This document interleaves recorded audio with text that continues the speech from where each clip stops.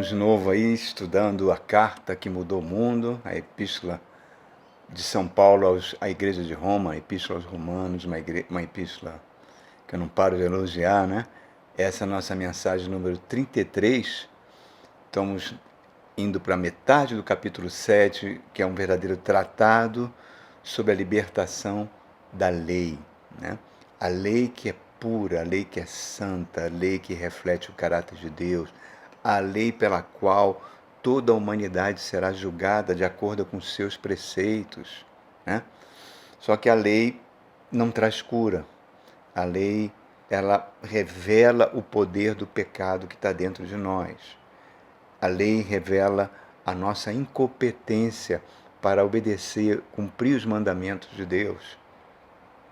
Então, não tem como eu agradar a Deus querendo obedecer os preceitos da lei, porque nós vamos sempre esbarrar naquele 10º mandamento, não cobiçarás. Nós falamos sobre a cobiça no nosso último encontro. Só há uma maneira da gente ser liberto do poder da lei, é por meio da fé em Jesus Cristo. A fé total no que Jesus Cristo fez na cruz do Calvário, né? Onde nós morremos com Cristo e ressuscitamos com Cristo, e aí o Espírito Santo de Deus começa a trabalhar nos nossos corações. A Bíblia chama isso de novo nascimento, e aí nós temos condições de cumprir os 2 principais mandamentos da lei: amar a Deus sobre todas as coisas e amar o próximo como a nós mesmos.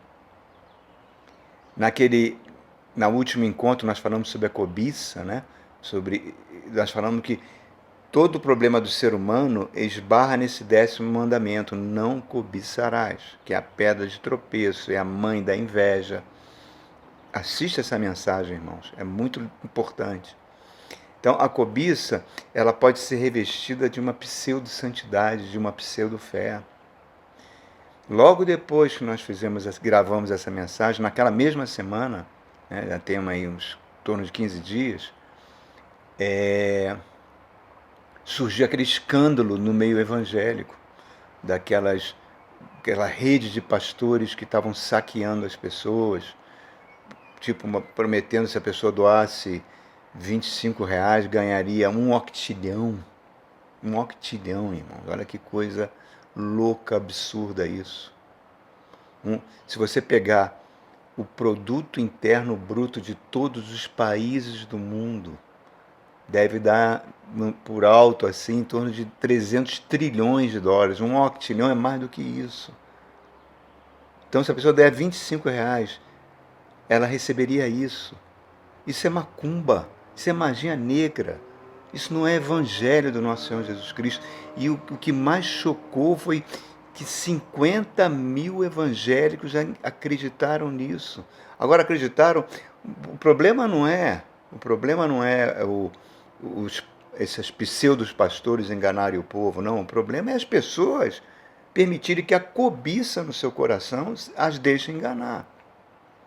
Então, a cobiça tem esse poder, ela detona os valores éticos, os valores morais. 1 Timóteo capítulo 6 diz que a cobiça é o amor ao dinheiro, né? Isso deturpa o padrão moral, desvia da fé, e claro, sempre traz sofrimentos. Sempre traz sofrimentos. Nós temos que entender, irmãos, que o reino de Deus ele tem que vir sempre em primeiro lugar nas nossas vidas. Se o Espírito Santo habita em nós, nós nascemos nus e vamos morrer nus. Não adianta você querer acumular riquezas, porque você não vai levar nada disso. Né? Os faraós antigos é que achavam que se botasse dentro do sarcófago a riqueza, no outro mundo eles estariam ricos. Isso não existe, irmãos. Então, reparem, nós estamos diante de 2 reinos. O reino de Deus e o reino desse mundo. O reino de Deus e o reino desse mundo. Não é dizer que o reino de Deus é um reino santo e o reino desse mundo é um reino maligno. Transcende isso. Transcende isso. É acreditar que, primeiro, o evangelho é contra a cultura. O evangelho não se associa à política, o evangelho não se associa a nenhum tipo de poder ou riqueza. O evangelho é a salvação do homem, é o poder de Deus atuando na vida daquele que crê. Então, reparem, a questão é se é bom ou ruim, não é isso. A questão é, nascemos de novo ou não? Somos cristãos nascidos de novo ou não? Permanecemos na carne ou estamos agora sendo dirigidos pelo Espírito Santo de Deus? É essa a questão. Que na carne não tem como. Não tem como agradar a Deus assim, né? Então, a cruz de Cristo, irmãos, foi o instrumento que Deus fez para matar tudo aquilo da nossa natureza, que vem desde Adão, que nos torna inimigos de Deus. A ressurreição de Cristo permitiu que o Espírito Santo viesse habitar em mim. Era um novo nascimento. O Espírito Santo está colocando em mim tudo aquilo que é de Cristo. Colocando em mim, colocando em nós todos que cremos, né? Para que a gente entre numa nova dimensão, a dimensão do Espírito. Quanto mais cedo a gente perceber isso, melhor. Isso que o apóstolo Paulo fala em Gálatas 6. Eu estou crucificado para esse mundo, para as coisas desse mundo. Deus não vai permitir que nada de Adão, que tem dentro de nós, passe da cruz. Agora, como Deus fez isso, eu não sei, meu irmão. É um milagre do novo nascimento. Os atos de Deus não podem ser anulados. Foi Ele que me incluiu em Cristo, não fui eu que procurei Jesus, foi o próprio Cristo que veio a mim. A morte histórica de Cristo há 2020 anos atrás se tornou a minha morte, a sua morte, a nossa morte. Eu não entrei na ressurreição de Cristo. Foi a ressurreição de Cristo que entrou em mim, que me comunicou vida nova. Fomos enxertados em Deus, né? O apóstolo Paulo vai falar isso mais à frente em Romanos. Nós fomos enxertados no seu Filho. É como se você pegasse uma xícara de café, colocasse ali uma colherinha de açúcar, mexesse. Você não consegue mais identificar onde está o açúcar. Por quê? Porque ele e o café se tornaram uma só coisa. A ressurreição de Cristo e o meu espírito se tornaram uma só coisa. Eu não sei como isso é feito. Jesus falou para Nicodemos, o vento sopra para onde ele quer e você não sabe de onde ele vem, onde ele está vindo. Assim é todo aquele que é nascido do Espírito Santo. Então, reparem, irmãos, nós temos que substancializar essa realidade para evitar esse tipo de escândalo que a gente viu há 15 dias atrás. E como é que a gente substancializa isso? Por meio da fé. 1 João, capítulo 3, verso 9. Não vivemos mais na prática do pecado, porque em nós foi implantado uma semente divina. Qual o objetivo de todos os espíritos malignos de Satanás? É que te demover disso, para que você viva pela sua própria carne, pela sua própria natureza, e que você não entenda que você morreu com Cristo e ressuscitou com Cristo. E ele sempre vai lançar dúvidas sobre a verdadeira palavra de Deus. Por isso que em 2 Coríntios capítulo 5, verso 7, que a gente não deve viver pelo que a gente está vendo. Porque tudo que a gente está vendo é transitório. Aquilo que a gente não vê é que é eterno. Dito tudo isso, feita essa introdução, vamos entrar na mensagem de hoje de Romanos, que tem 3 palavras: mandamento, pecado e morte. Eu convido você a abrir Romanos 7. Vamos ler aí do verso 9 ao 11. Fala assim: Antes eu vivia sem a lei, mas quando o mandamento veio, o pecado reviveu e eu morri. Descobri que o próprio mandamento, destinado a produzir vida, na verdade produziu morte. Pois o pecado, aproveitando a oportunidade dada pelo mandamento, enganou-me e por meio do mandamento me matou. Olha que revelação fantástica que o apóstolo Paulo recebeu aqui. Reparem que ele está usando a palavra mandamento várias vezes, né? Então ele está esclarecendo, não foi a lei que me matou, e sim o pecado que se aproveitou do mandamento da lei para me matar. Então a lei acabou tendo um efeito devastador em 3 áreas. Ela manifesta o pecado que tem em mim, ela mostra todo o problema, a causa de todo o problema que eu e você temos, e nos condena por causa do nosso pecado. 1 Coríntios capítulo 15 diz que a força do pecado está na lei. Então, desde Adão, irmão, eu vou fazer agora uma panorama histórica para concluir isso tudo que nós estamos falando sobre mandamento, pecado e morte espiritual. Desde Adão, tá? Quando Adão foi criado com Eva, não havia morte, não havia nem o tempo, tudo era eterno. Eles eram imortais. E Deus a natureza não morria. Deus disse para ele que eles poderiam comer de tudo, tudo era bom, total comunhão com Deus. Mas no centro daquele jardim haviam duas árvores, a árvore da vida e a árvore do conhecimento do bem e do mal. Né? Deus sabia que se a natureza de Adão se inclinasse para a árvore do conhecimento do bem e do mal, que ele não teria estrutura para evitar a morte, que ele não teria estrutura para se desligar de Deus. Então o que Satanás vem? Satanás chega, prega para Adão uma palavra de Deus distorcida.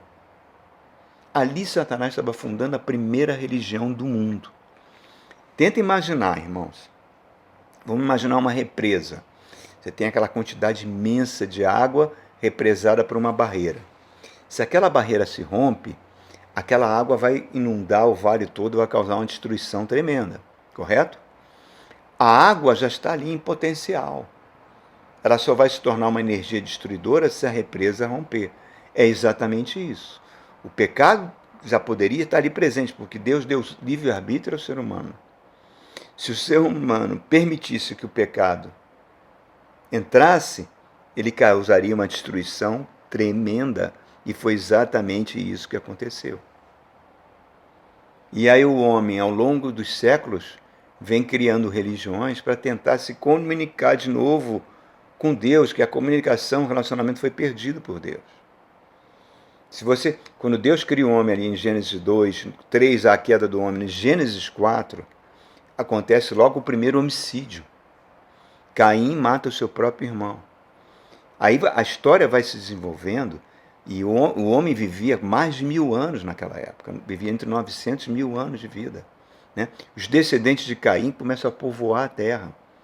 Vai surgindo descendentes como Lameque e Tubal-Caim, que começaram a fazer as guerras, que começaram a fazer os genocídios. Milhares de anos vão se passando entre Gênesis 4, Gênesis 5, Gênesis 6. Eles fundam as cidades, começa a grande devastação. Incestos, depravação sexual, destruição. A maldade foi atingindo níveis insustentáveis. Deus, então, lá em Gênesis 6, já começa a limitar a duração da vida do homem. Fala, o homem só vai viver até 120 anos. Não tem como passar disso, não. A violência e a corrupção foi crescendo num nível tal, insuportável, que deixou o coração de Deus. A Bíblia diz que Deus se arrependeu de ter criado o projeto humanidade, irmãos. E ali em Gênesis 6, ele escolhe um justo, Noé, e destrói a humanidade toda com um dilúvio. Depois que Noé sai daquela arca, né? Mas o pecado ainda estava no coração de Noé. Você vê que ele se embriaga, e seu neto Cão desonra ele, né? E Noé já lança uma maldição, e você vê essa maldição se alastrando e a violência crescendo, crescendo, crescendo, crescendo, sem limites, irmãos. Então, você vê a degeneração sexual invadindo as cidades, você vê os homens criando religiões com sacrifícios, inclusive humanos. A coisa vai crescendo no nível tal que eles tentam construir uma torre para chegar até o céu, chamada Babel. Não há mais restrição para a maldade humana. A Santíssima Trindade vem e fala, não, o que poderá detê-los? Vamos pelo menos criar uma confusão aqui. Babel se chama confusão. E aí cria as vários idiomas, várias línguas, para que os homens não se entendessem entre si para o mal. E os homens se espalham para a face da terra. Guerras são associadas a religiões, as cosmogonias que eles criavam. Milhares de anos vão passando. Eu estou contando a história de uma forma bem resumida. Quando você chega em Gênesis capítulo 12, já passou milhares de anos. Ali surge um único homem chamado Abraão. Abrão, na realidade, era o seu nome. E Deus se apresenta para ele, promete uma descendência, tira ele da cidade da Babilônia, de Ur, e aos 75 anos ele chega em Canaã, peregrina ali naquela região, vai ao Egito, volta para Canaã, se separa do seu sobrinho Ló, e Deus começa a mudar a religião do coração de Abraão, meu irmão, andando junto com ele. Logo depois Deus destrói Sodoma e Gomorra, como aviso. Sara não quer esperar a promessa, entrega Agar, a sua mulher, para Abraão. Abraão tem um filho com Agar, Ismael, e depois que o filho da promessa nasce, Sara manda tirar Agar e Ismael da sua presença, eles ficam desamparados e Deus manda um anjo lá para poder amparar Agar, mostrando que Deus sempre teve muita preocupação com as mulheres. E aí aquela descendência de Abraão vai surgindo com os patriarcas até ir para o Egito. O povo de Israel fica 450 anos escravos no Egito. Levanta Moisés, Moisés conduz o povo diante da terra prometida, Deus dá a lei, e a lei mostrou a cobiça no coração humano.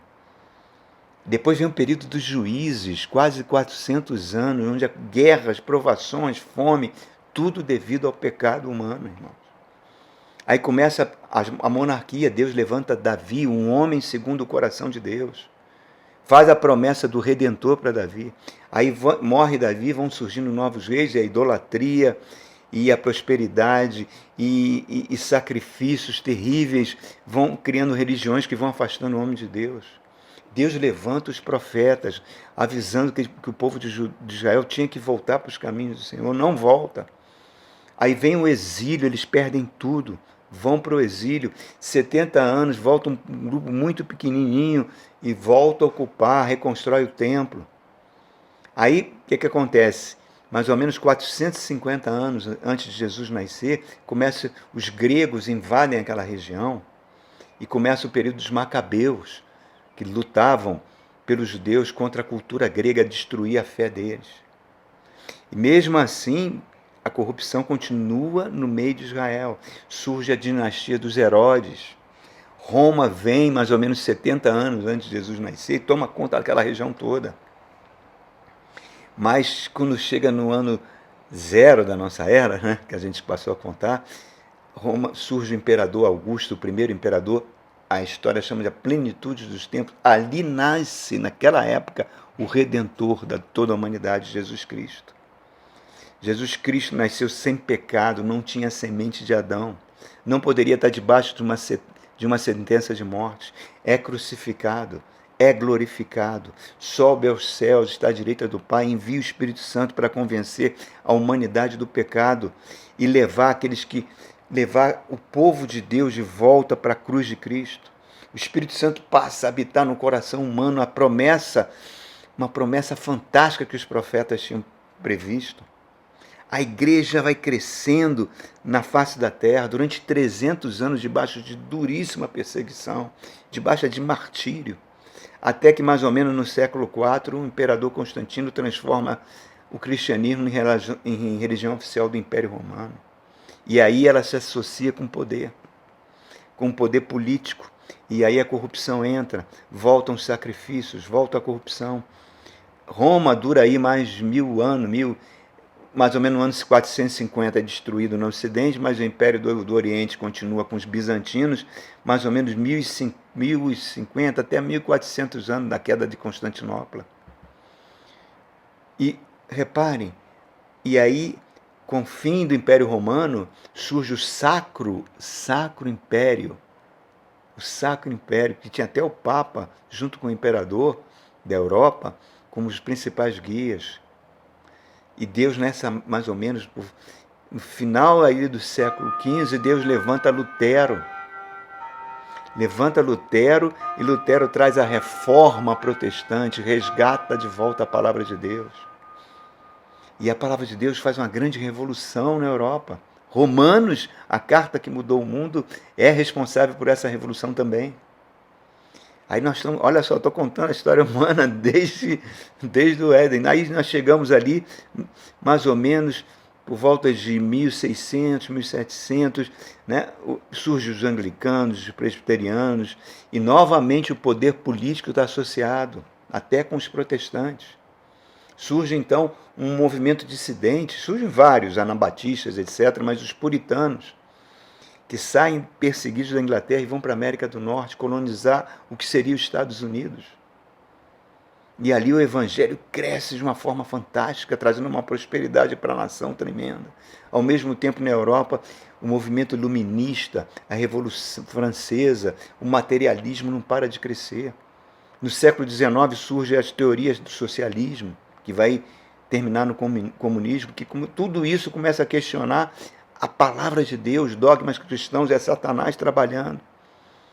Enquanto nos Estados Unidos havia um avivamento, o evangelho vai sendo disseminado, logo depois surgem duas grandes guerras mundiais que provam que o pecado está vivíssimo no coração humano. Depois dessa tragédia das guerras mundiais, em 1948, Israel volta a ser nação de novo. E coincide com o crescimento do movimento pentecostal em vários lugares do mundo. Infelizmente, os pentecostais voltaram a se associar com a política de novo. Então, reparem, irmãos, nesse grande resumão que eu fiz, aqui em 10 minutos, você vê como o Espírito Santo continua tentando fazer a obra no coração humano. E nós estamos caminhando para o fim disso tudo, irmãos. A chegada do anticristo, um grande cataclisma no clima do mundo. E o anticristo será adorado por pessoas que se dizem cristãos. Será adorado por Israel, porque vão chamar ele de Messias, porque ele vai levantar o terceiro templo. E esses cataclismas vão cada vez aumentar mais na face da terra. Só você ler o livro do Apocalipse. Depois virá o período da grande tribulação.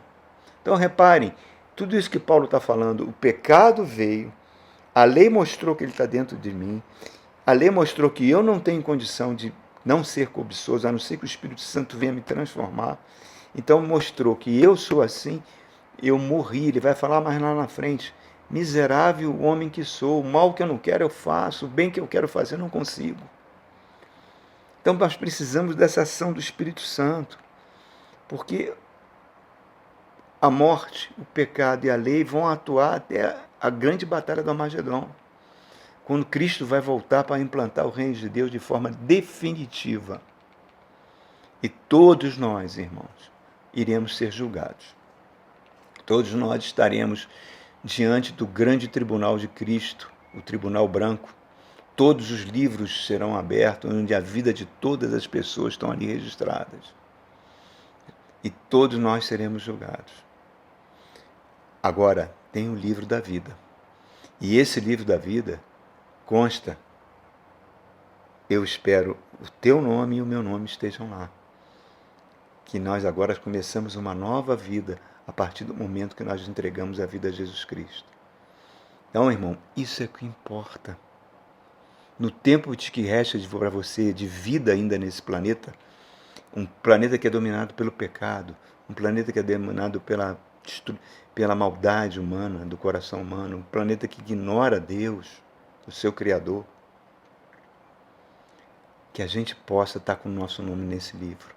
A gente fica vendo